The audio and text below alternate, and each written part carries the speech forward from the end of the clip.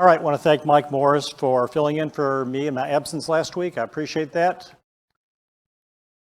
All right, Ecclesiastes. Solomon is looking back and he's saying, learn from my mistakes. Don't do what I did. Please make godly choices. And he's recounting his experiment that he conducted over his lifetime. The problem is his experiment is under the sun. It's from a perspective of a lack of faith. So everybody, there's a continual search for the meaning of life, and he's no different. He was uniquely qualified. He had all the power. He had a nation at his disposal. He was arguably the richest man in the world at that time, and he had the sum total of all wisdom that God could grant him. So in the first chapter, he talked about all his vanity. He explored science and wisdom and learning and said that was vanity. Chapter 2, he talked about the vanity of pleasure and success. He consumed himself in hedonism. He threw himself at accomplishments, and he couldn't find any pleasure in that. That was all vanity. And he finally summed it up and said, you just need to enjoy life. And then after that, in chapter 3, he takes a little sideline, and he says, there's a time and a season for everything. And that time and season is directed by the providence of God.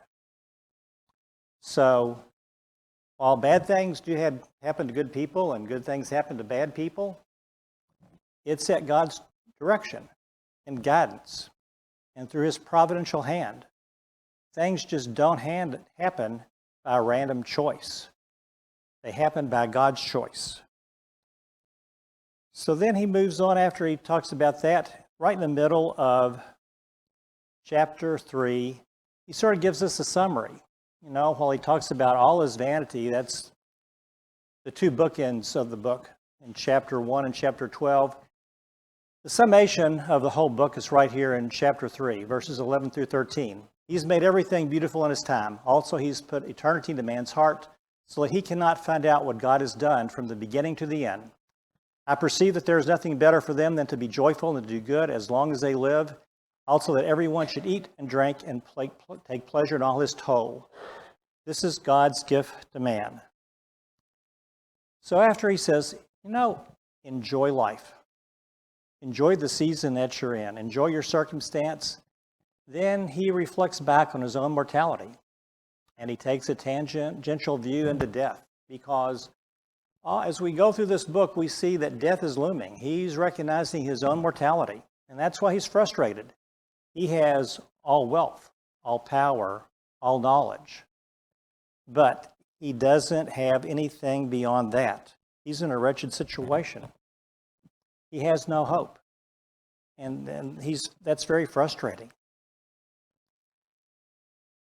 So after the experiment, he's going to take a change of tone. Mike talked about chapter 4 last week. And I try to come up with a title for each chapter. Chapter 2 I call the I, me, and mine chapter. He's very self-consumed and self-absorbed. Chapter 4, a lot of people call it evils under sun. He talks about 4 different evils. Some people call it the alone chapter because there's sections about suffering and oppression. You're going to suffer alone. When you work and you're consumed in work and toil, you do that by yourself. That's a burden you have to bear. If you're in a position of leadership, that's a solo burden that you have to share. So there's also that. And he also calls it, there's a section about the vanity of tomorrow. What promise do we have tomorrow? The past is in the rearview mirror. All we have is right here. And certainly that's a New Testament principle. So we'll just briefly whiz through chapter 4. First 3 verses, he really talks about oppression. But again, he's looking at oppression without a comforter. He said, you're better to be born than to suffer the injustice in this world. And man, that's a wretched situation. What a hopeless situation is without knowing the afterlife. How much better are we that we have hope? Then in verses 4 through 6, he starts looking about work and our toil and our labor. And he he sort of gives a contrast. He likes to do contrast. Chapter 4, he talks about the go-getter. You know, it's a rat race, but you're out there, you're a go-getter, but you know what? If you're a go-getter and you're aggressive, you're going to be consumed with envy and rivalry. You want to be better than the next guy. You know, we want to be better than the Joneses. And that's going to lead you into evil. But he said, you know, on the other hand, you've got the go-getter on one side, verse 5, you have the lazy sloth. He's self-consumed, he's self-destructive. You know, that's an even worse situation. In verse 6, he says, here's the compromise. You need to have some modest desire. Be content, and you're going to have inner peace. And we find that in the New Testament, don't we? 1 Thessalonians 4:11 talked about living a life of quietness. How pleasant is that? You know, certainly we're supposed to be industrious. We hear him talk about toil and labor repeatedly because we have to be industrious people. All the Gospels talk consistently about being stewards. And a steward has work to do. But hand in hand with stewardship and doing our job is contentment. And what does that bring us? That brings us peace. And that's a Christian virtue. Contentment with service. And what's the opposite? We see the opposite is exactly what Solomon talked about. There's idleness and there's sloth, and that leads you to all these destructive sins. Then from 7 through 12, he talks about two are better than one. And I sort of labeled this one the story of the miser, because we see one person who has no other. So a person without a family, but we see that that person is married, and that person is married to their wealth. And that's how so many people are. They're consumed with their wealth. They're selfish. They're the lone wolf. But it's an empty feeling. Just like he's found looking for meaning in life, the infinite soul can't be filled by the finite world. And we know that it's not good for man to be alone. He talks about two are better than one. So, Genesis 2, God saw that it was not good to be alone. He made a helpmeet. When the disciples were sent out, Mark 6, he sent them out 2 by 2. It's good to be alone. And then he reinforces this in verse 12. Though a man might prevail against one who is alone, two will withstand him. When did the serpent tempt Eve? Did the serpent tempt Eve when Adam was around? He waited for her to be alone, didn't he?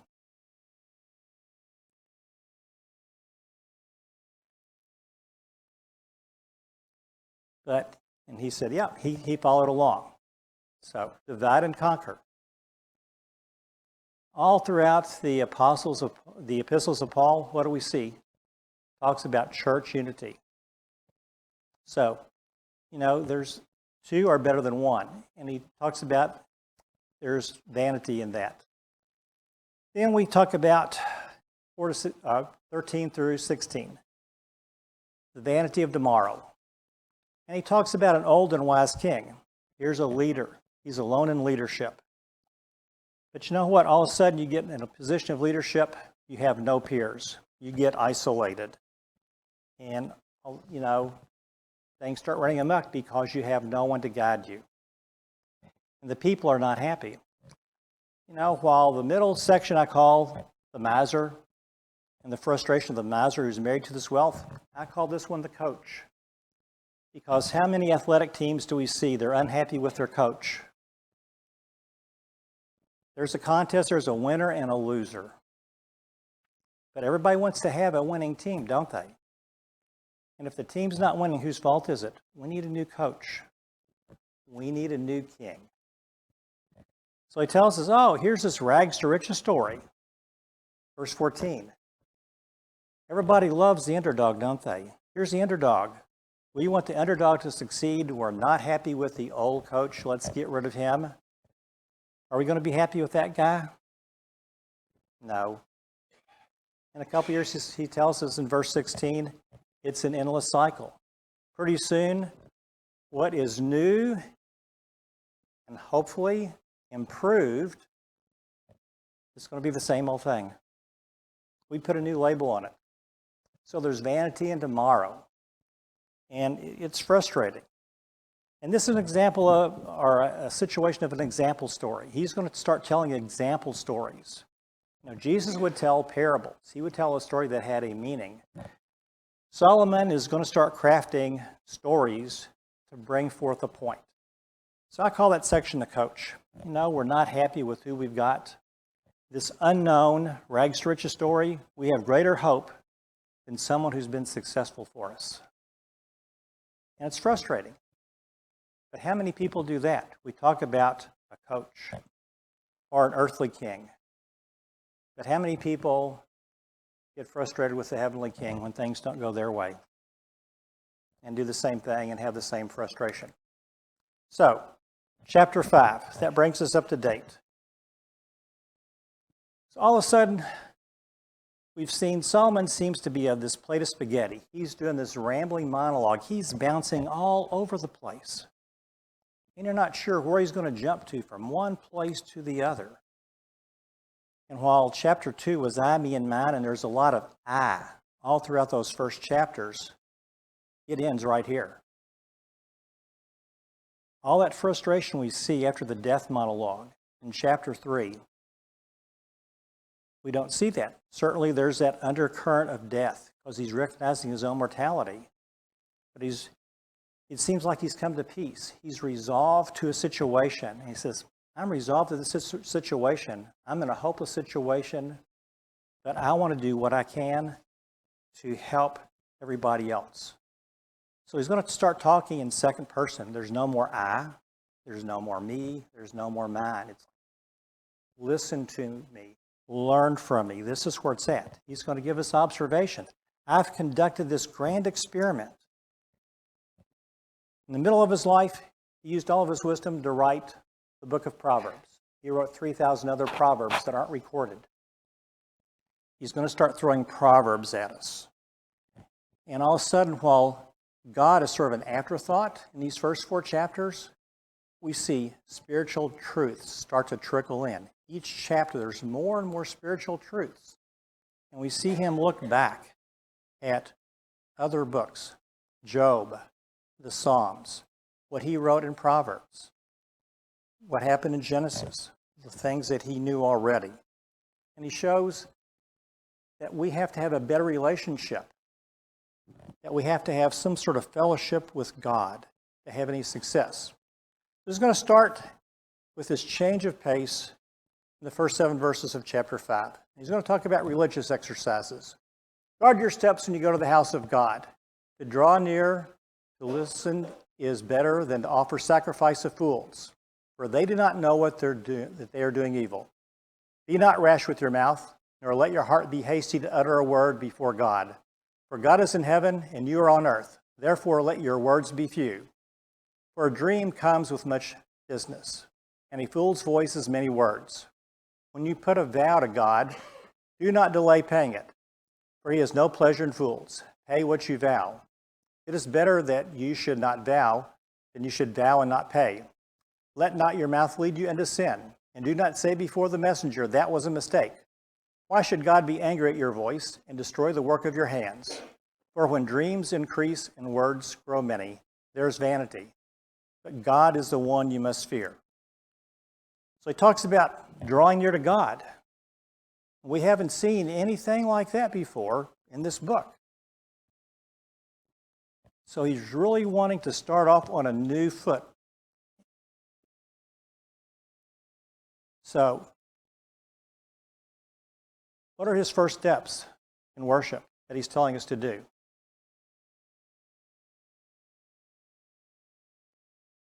Listen. What else?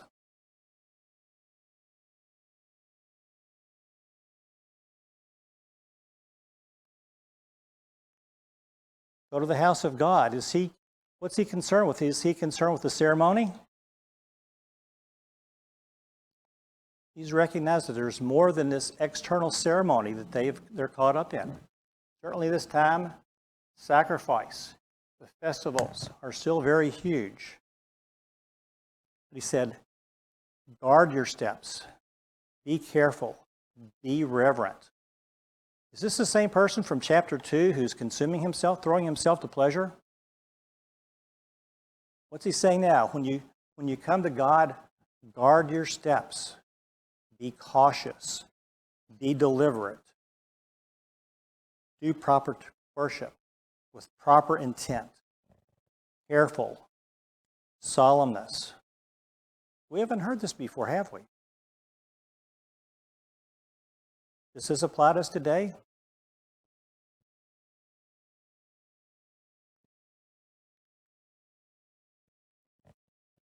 So what does he think about many words? Should you be wordy? Do not be rash with your mouth. What's the intent of that?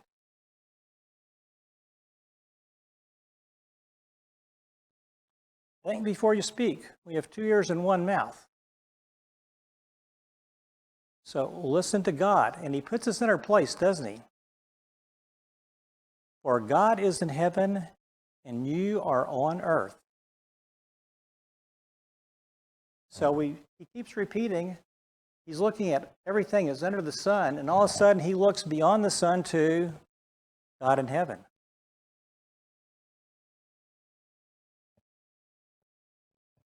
But he only does that momentarily. He mentions that to put things in perspective. But we can see that through his life and all of his foreign wives that he has drifted. He recognizes what's right. He puts us in our place. He understands the right perspective, but he's not going to follow it, is he? How sad is that? So God is in heaven. We're on earth. And what's our relationship? How drastic is that? We're like insignificant beggars, aren't we? When we approach God. I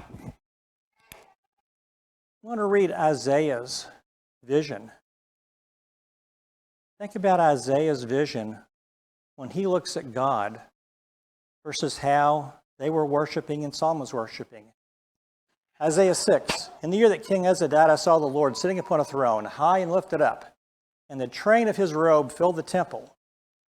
Above him stood the seraphim. Each had 6 wings. With 2 he covered his face, and with 2 he covered his feet, and with 2 he flew. And one called another and said, Holy, holy, holy is the Lord of hosts. The whole earth is full of his glory. And the foundations of the thresholds shook at the voice of him who called, and the house was filled with smoke. And I said, Woe is me, for I am lost. I am a man of unclean lips, and I dwell in the midst of a people of unclean lips, for my eyes have seen the King, the Lord of hosts. And one of the seraphim flew to me, having on his hand a burning coal that he had taken from the tongs of the altar. And he touched my mouth and said, Behold, this has touched your lips, your guilt is taken away, and your sin atoned for. How majestic is that scene in Isaiah that he sees when he looks at the King of Kings? And the seraphim flew and atones for his sins. What's Solomon's situation? He's saying we need to do that, and he recognizes that. How do people view God?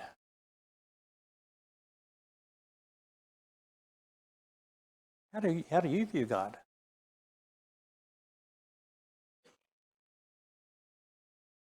Everybody has a different view. You know,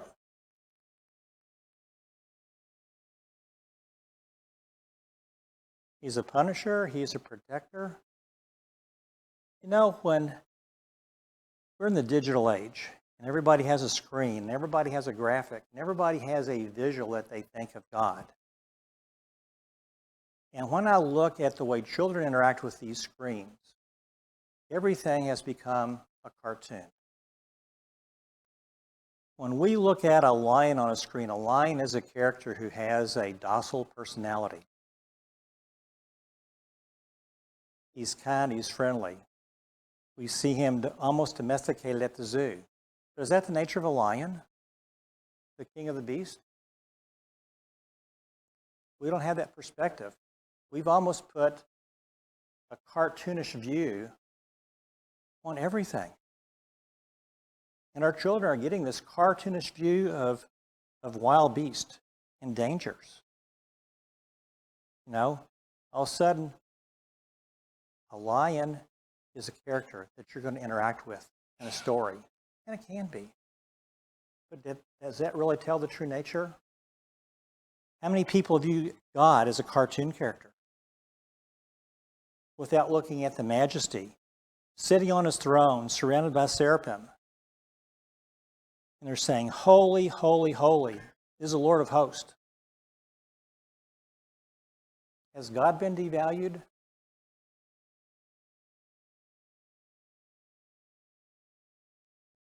Said, has God been devalued in our minds?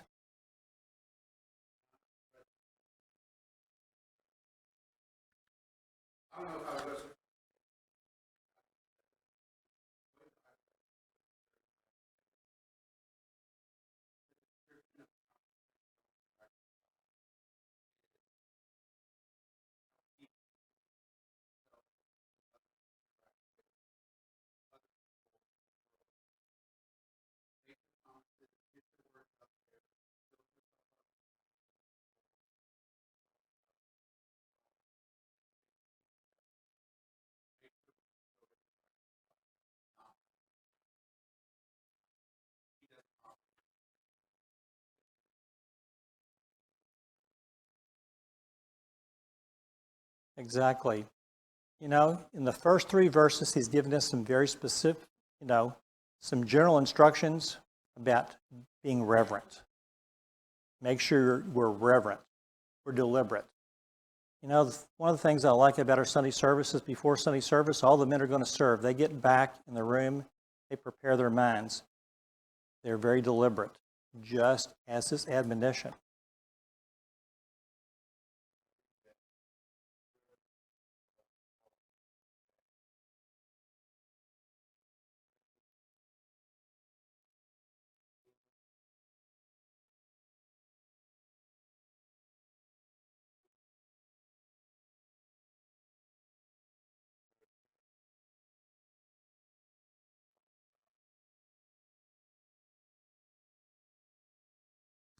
Let your words be few. Is he against wordy prayers?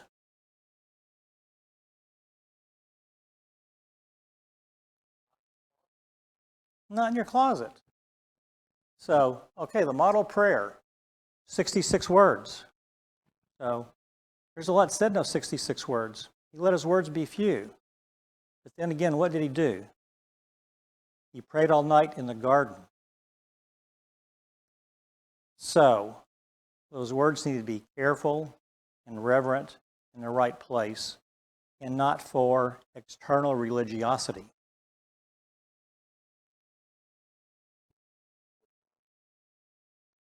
Exactly.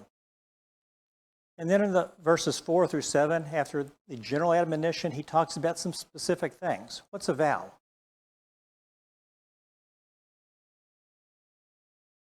A promise. It's a prayer with a promise. So I'm going to do something beyond a prayer. You know what? I sort of you'd call this, the way people do it now, panic button religion. How many people get in dire straits and all of a sudden we see the call for prayer?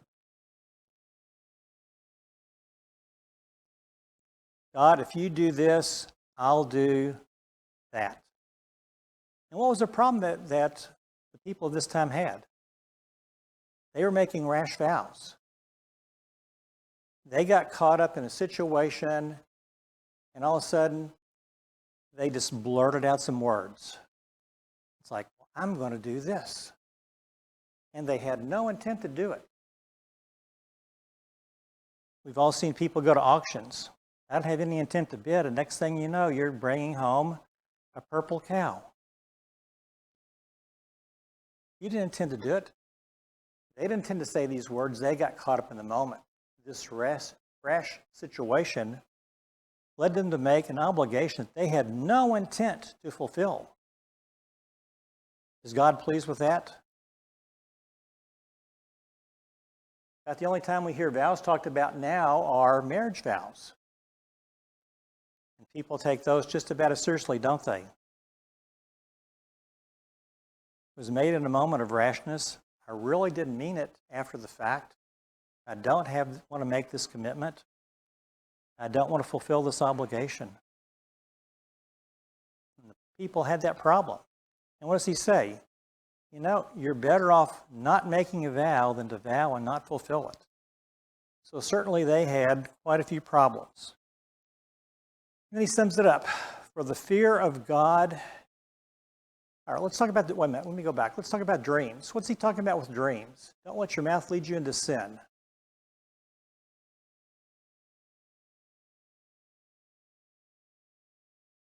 Are there many verses in the Bible that talk about the tongue, the dangers of the tongue?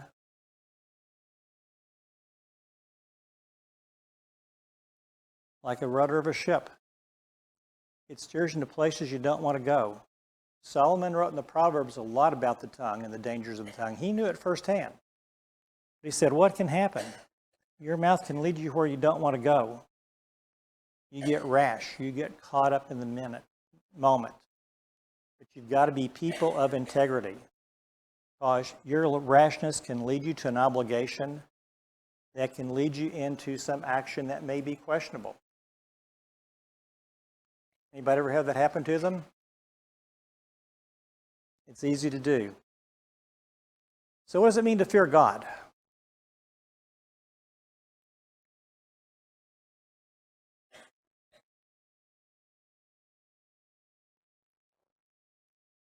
God's the one you must fear.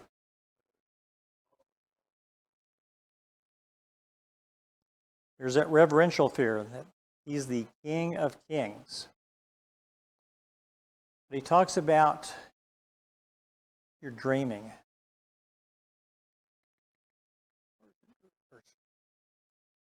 Verse 3, when a dream comes with much business, a fool's mouth are with many words. How many people do we see say these long, lengthy prayers? They get caught up in it because they're wishful prayers. They're not talking to God, they're talking to Santa Claus. God, make this happen. They're trying to get God to bend his will to their wants, aren't they? They're daydreaming. They're looking from the point of under the sun. They're looking to God as Santa Claus.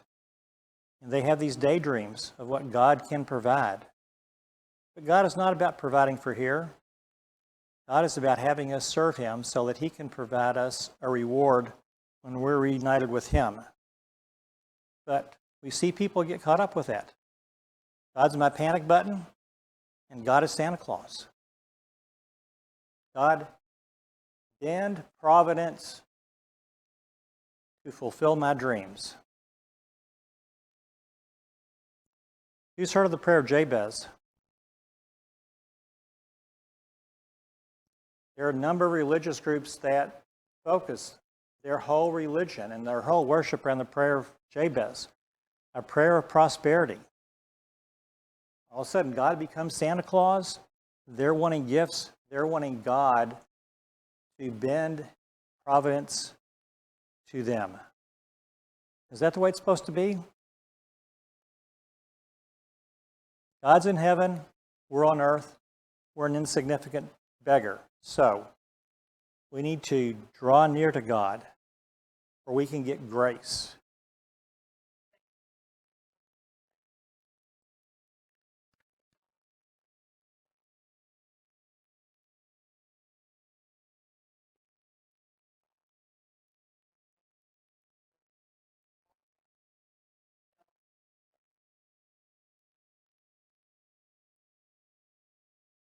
It seems like a completely different person than we saw a couple of chapters ago, didn't it? You know, after we finished chapter 3, Keith came up to me and said, man, he's a whiner. You know, he sounded like a whiner, didn't he? He's self-consumed, self-absorbed. Does he sound like that now? Is he going to heed his own lessons? He's not going to take his own advice oftentimes, unfortunately. And that's a problem.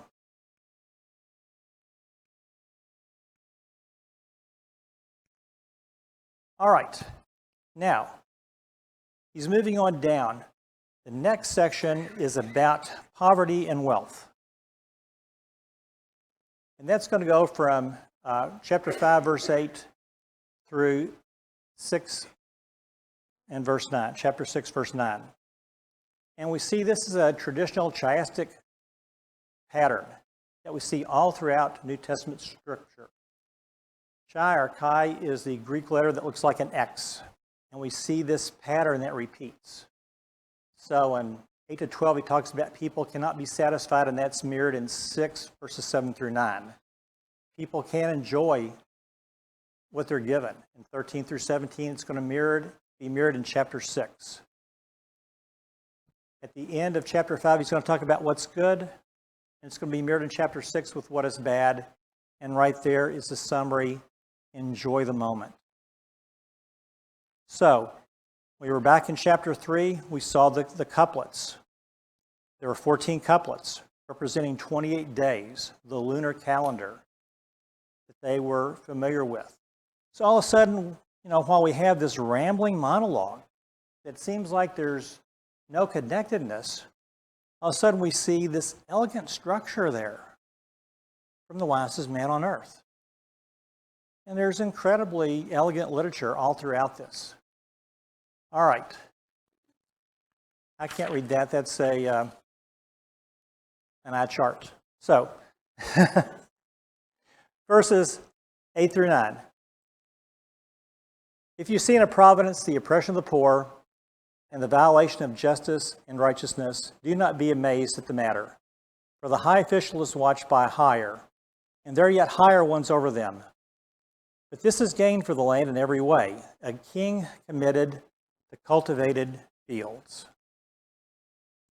So what's his point here? What's he getting at?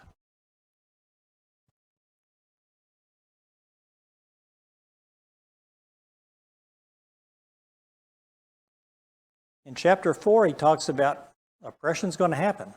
It's a given. He's the king of the nation. He says, you know what? Politics is corrupt.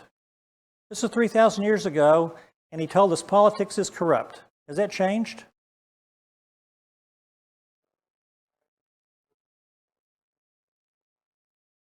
It hasn't changed over time around the globe. There's nothing new under the sun, is there? He's the highest official in the land, and he recognizes it. But he's saying, don't be selfish. If you see oppression of the poor, don't be amazed. Don't be surprised. But what should we do?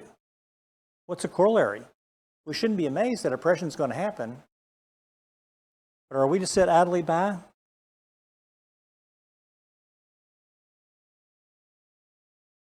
we going to be like that miser? Or are we going to be married to our wealth? Or when we see oppression of the poor and violations of justice, what are we supposed to do? Are we going to be Cain? Not my brother. There's a message here. God is over all. So don't be selfish. The problem is when we look at corruption, and we see that he starts with political corruption when he talks about wealth. Because all too often, wealth was gained through corruption and oppression during this time. That's something they were very familiar with.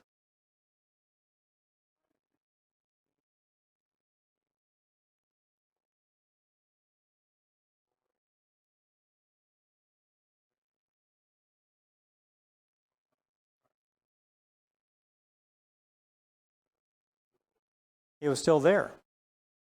But he tells us the cycle, and the cycle hasn't changed. Don't be amazed. For a high official is watched by a higher, and yet a higher one over him. So the elected official is oppressing you. You go to that next official, and he says, nope, you got to go up somebody higher. And all of a sudden, it's like when you call the insurance company. It's phone tag. You get jumped from one person to another to another. I want to speak to a supervisor. I want somebody higher. And all of a sudden, you can't get anybody But you get to somebody up there, well, the CEO, but can you touch the CEO? Can you touch the highest official?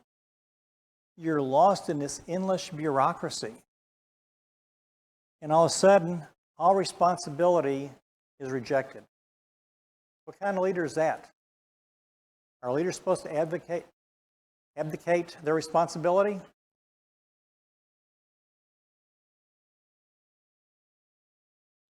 Now when we look back at chapter 4, the example of the coach, the vanity of tomorrow.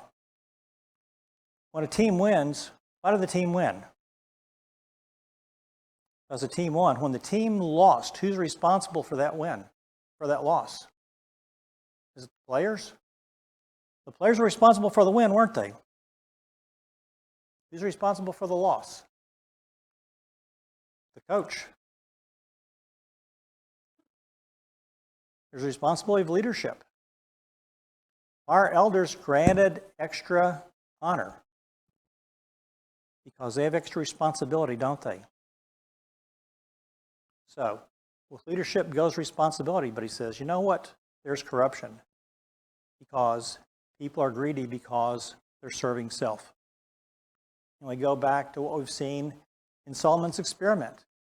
It's all about self, isn't it? And that's the problem. And he says, don't marvel. It happens. Continue on, verses 10 through 12. He who loves money will not be satisfied with money, nor he that loves wealth with his income. This is also vanity. When goods increase, they increase who eat them. And what advantage has their owner but to see them with his eyes? Sweet is the sleep of a laborer, whether he eats little or much, but the full stomach of the rich will not let him sleep. So is this saying that rich people can't be faithful servants of God? We have examples of incredibly rich people. Abraham had wealth. Job had wealth. Many Bible characters had great wealth, and that was not a problem to their godliness. But what's the problem with wealth? Loving wealth. So when people love wealth, can they ever get enough? How much is enough? Is there any such thing as enough? It's always a little bit more, isn't it? Somebody did a scientific study about how much people want, it was financial planners, how much people think they need to be comfortable. And there is a consistent amount. Each group, no matter what income level, wanted the same percentage increase, and they thought they would be content. Except it got to a certain point, and you started edging up toward the ultra wealthy. And did they want a little bit more? They wanted a lot more. And that's what happens because that wealth becomes consuming. It's never fulfilled. When Jesus talked to the woman at the well, what did he offer her? Living water. You're never going to be thirsty again. What's Solomon tell us about the person who loves money? Is he ever going to be satisfied? Is that thirst or that hunger ever going to be fulfilled? Absolutely not. They want more, but all of a sudden you get more. What's the problem with getting more? There's diminishing returns. I've got a lot more, and now I've got an entourage. And my entourage, they want to eat at my table. Solomon had, I think, 396 servants. That's a pretty big entourage. Oh, yeah, that was the palace servants. Then he had 700 wives, 300 concubines. There's more officials. And while he's the wealthiest man on earth, what happens? Those people, does their hunger ever cease? They're like us. They like to eat 3 meals a day, don't they? And he's looking at that. It's like, I've got all this wealth, and what's happening? My entourage is eating it up. And I worry about that. Am I going to have enough? Money's a good slave, but it's a bad master.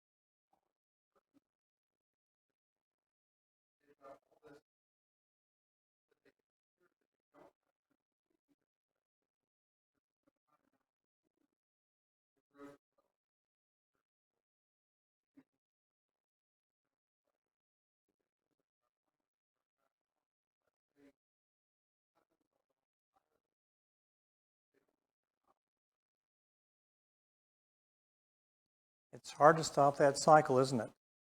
Solomon spent 7 years building a temple for God. He built a house for God. 7 years. How long did it take to build his own house?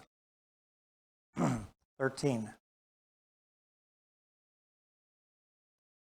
How much does it take to staff that, to fulfill that?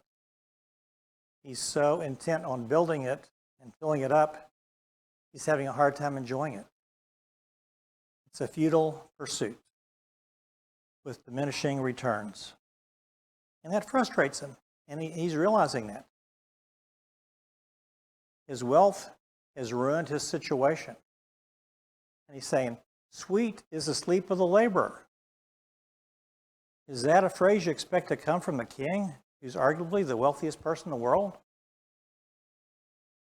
Why is the laborer sleeping so contently? They work and they're tired. But why isn't the full stomach of the rich? Why can't he sleep? Indigestion. But he also has stress. He has all the stress and anxiety. The laborer has labored. He's toiled, but he has a sense of accomplishment. And we see that all throughout Ecclesiastes. When the word toil and labor is used, it also goes hand in hand with the satisfaction of accomplishment. Because God has given you a job to do. We all have jobs to do at all times. And again, going back to the Gospels, stewardship. There's work to be done in the kingdom. You have obligations of life that you have to do and participate in. There's always something to be done, but you get satisfaction from that sense of accomplishment. What's more satisfying? When you accomplish that project yourself, or when you use your riches and your wealth to hire out and get the same job done?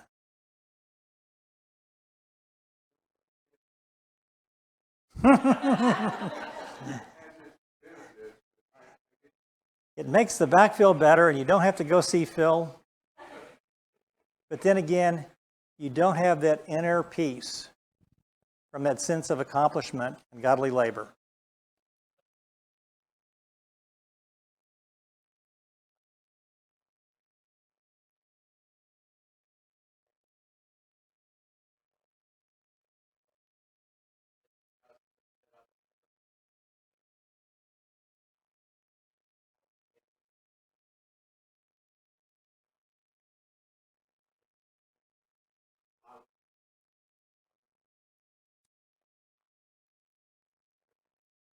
Exactly.